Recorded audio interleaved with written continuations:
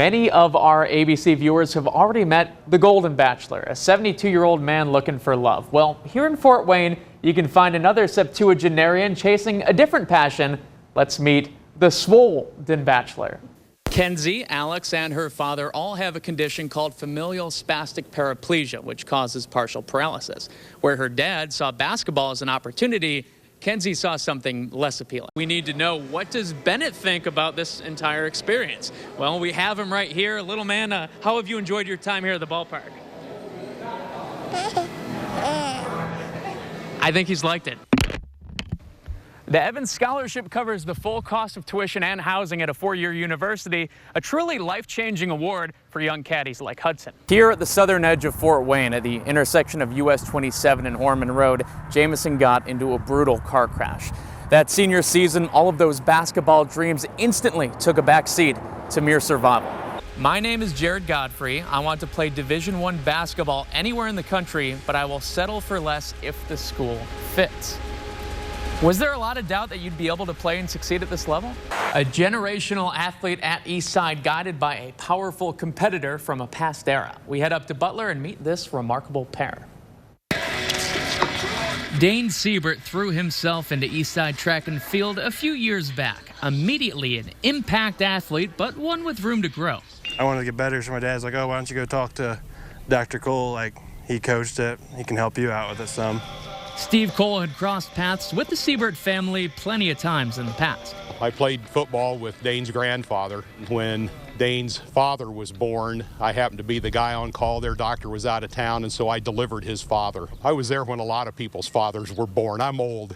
Cole didn't have an official role at Eastside at the time, but he guided Dane to some major improvement before his sophomore season.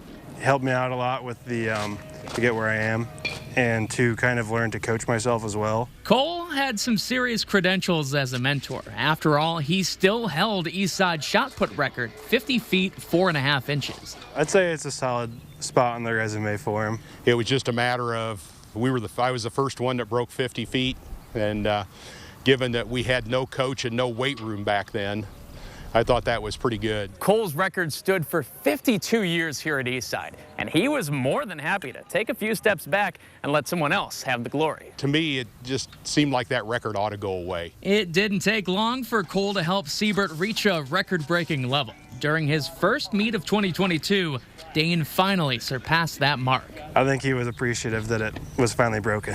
I was ecstatic. I mean, I truly was ecstatic, and it wasn't like he broke it by a quarter of an inch. He broke it by basically 4 inches. Since then, Siebert has kept improving under Cole's guidance, breaking his own record over and over, reaching 61 feet 11 inches last month.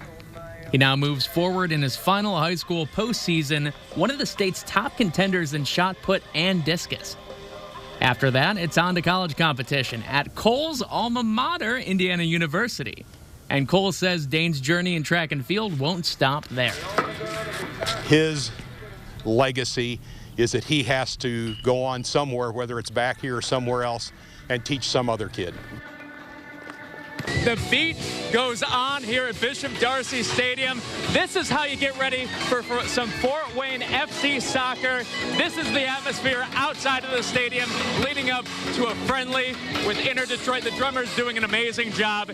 And now we're going to bring in some USA soccer royalty. We'll head over to him now. DeMarcus Beasley, the Hall of Famer.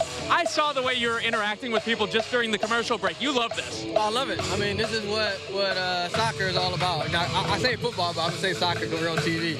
But no, this is what it's all about. You know, inclusivity, bringing everyone together and enjoying, the beautiful game, because that's what it is. I mean, this is a Wednesday game, an exhibition game, and yet it feels special. Yeah, it always does. Whenever you get a chance to, come out and represent the city, your families, it's always a special event. Inner Detroit came, a long way to play us, so hopefully we can give them a good game. But, this is about, our club, our momentum, just trying to keep growing, each and every day, and hopefully we can put on a good showing tonight. You've done a lot in your career. You're a Hall of Famer, as we mentioned. How does this project and building soccer in Fort Wayne with this club, how does that compare to everything else? I mean, good question. It's hard, but to be honest, it's something different. This is something really, really special to me. because it is in my hometown. And, you know, I grew up when none of this was around. I mean, I played for Fort Wayne Citadel. There was no, you know, a lot of club teams. You know, there was no professional soccer anywhere around here. So, you know, to see this sport grow so much, you know, not only in America and not only Indiana, but in Fort Wayne, you know, we have a lot of kids coming out to celebrate and coming out to, you know, watch the boys play tonight. We're celebrating some of the middle school champions, you know, boys and girls tonight because of they just became champions. So that's something that's special. But, you know, being able to do this in Fort Wayne, in my hometown, with my family, with all the people that I work with is something really, really special. A belated happy birthday to you. You're not that old. Do you ever get the urge to come down from the owner's box and maybe play a few minutes? No, I do not. I'll tell you that right now. But, you know, the boys always ask me, you know, when am I going to have, you know, when am I going to train? When am I going to practice with them? So I usually, if you catch me on a good day, I usually practice once or twice, you know, during the season. So it hasn't happened yet, but maybe sometime in July. All right, well, hey, I appreciate the time. Enjoy tonight. Fort Wayne FC going up against Inner Detroit, a friendly Fort Wayne FC, already 3-0 this season, trying to carry some momentum into tonight. We're going to have some highlights coming up on 21 Alive during our 11 p.m. newscast. And let's let these guys play us off as we send it back to you in the studio. I know that you are so excited for this day. Many of us are. Please talk a little bit, if you will, about this year's team itself and what members of the team will bring to the field.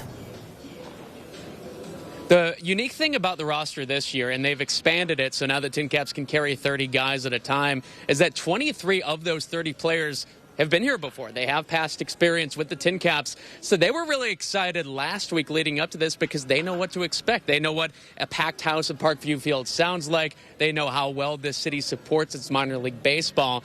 So even throughout the events last week, especially Meet the Team night last Wednesday, you really saw the fire in their eyes, excited to interact with some of these fans and excited to play for them starting tonight.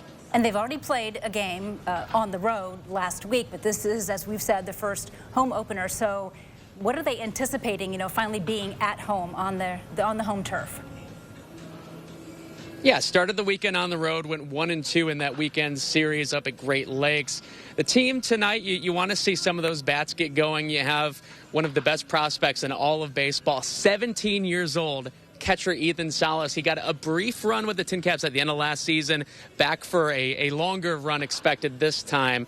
So he's one of the biggest names in all of minor league baseball. A lot of attention on him, and the Tin Caps have some other big name bats returning to their lineup, hoping that with the warmer weather you could put up some offense early in the day and see how the pitching handles it from there.